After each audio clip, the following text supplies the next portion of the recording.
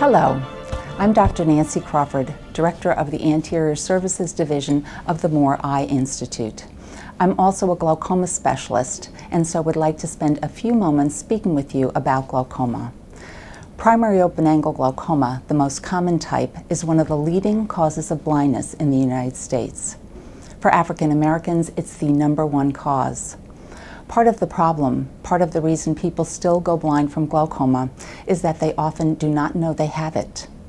There are no symptoms in the early stages of the disease, and damage can continue, sometimes for years, without you even realizing it. The other part of the problem is that the damage from glaucoma is permanent.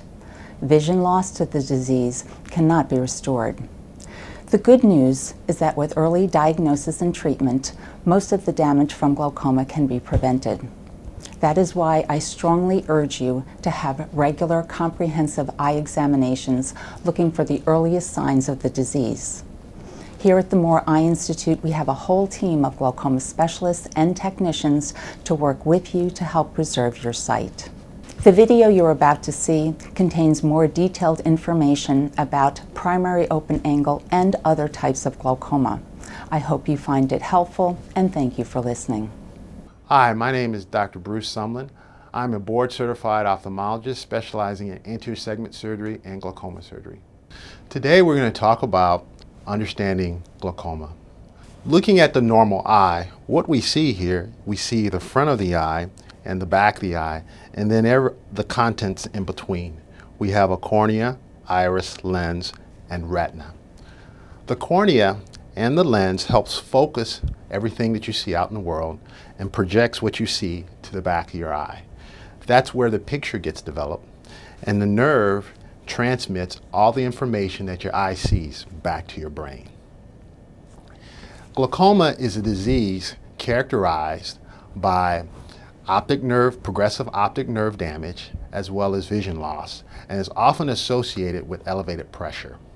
Normally what the eye does, fluid is made inside the eye by the small little tissue called the ciliary process.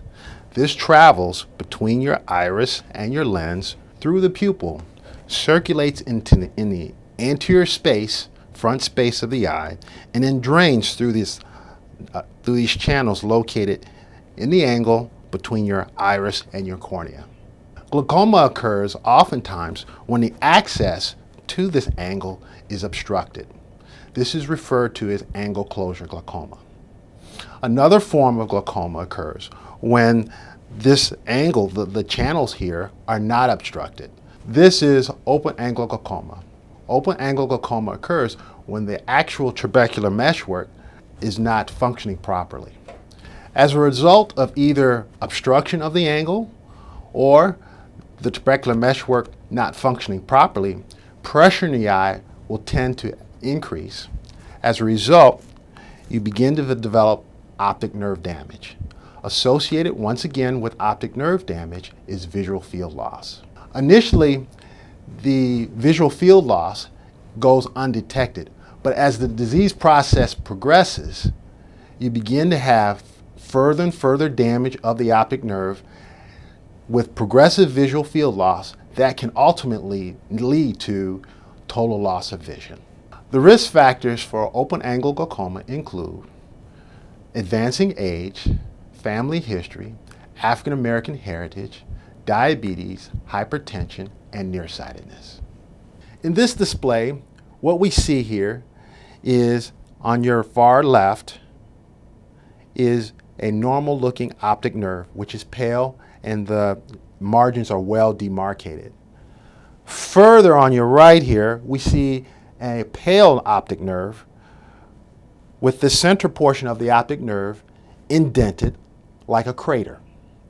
This is a classic finding of what we see in glaucoma. Treatments for glaucoma can vary. Your doctor may start you off by using drops topically. Your doctor may recommend a laser treatment to open up the drainage system of the eye and allow for fluid to exit the eye and lower the intraocular pressure.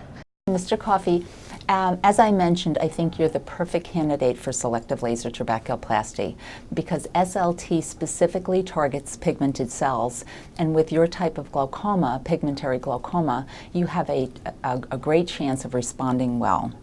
And as I mentioned, the effect of SLT is present 24/7. So unlike drops where you have this peak and this trough and this peak and trough every time you put a drop in, with SLT the effect is a constant. Some studies have shown that the fluctuation in pressure can be just as much of a risk factor for progression as a sustained high pressure. So with SLT, it addresses both problems. It dampens the fluctuations and it lowers the pressure. The SLT laser was a fantastic treatment, and I just had it done on my eyes and I had no pain, and I recommend it to anybody and everybody. I anticipated that there might be some pain or some kind of invasive procedure. And there was nothing. It's like, okay. In fact, I've had other procedures on my eye that were more invasive, and they weren't really accomplishing other thing than just to test the eye. This was an actual procedure, an operation, and it was simple, very simple.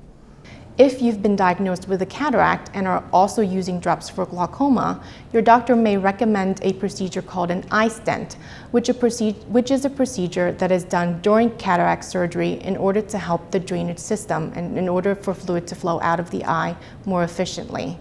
If your glaucoma is very severe, your doctor may recommend a glaucoma drainage device in which a tube is inserted into the eye to drain the fluid and allows for an alternate pathway for fluid to exit the eye and for the pressure to be better controlled. Remember, glaucoma is often painless and is chronic, so therefore early detection and early treatment is the best way for you to preserve your vision and preserve quality of life.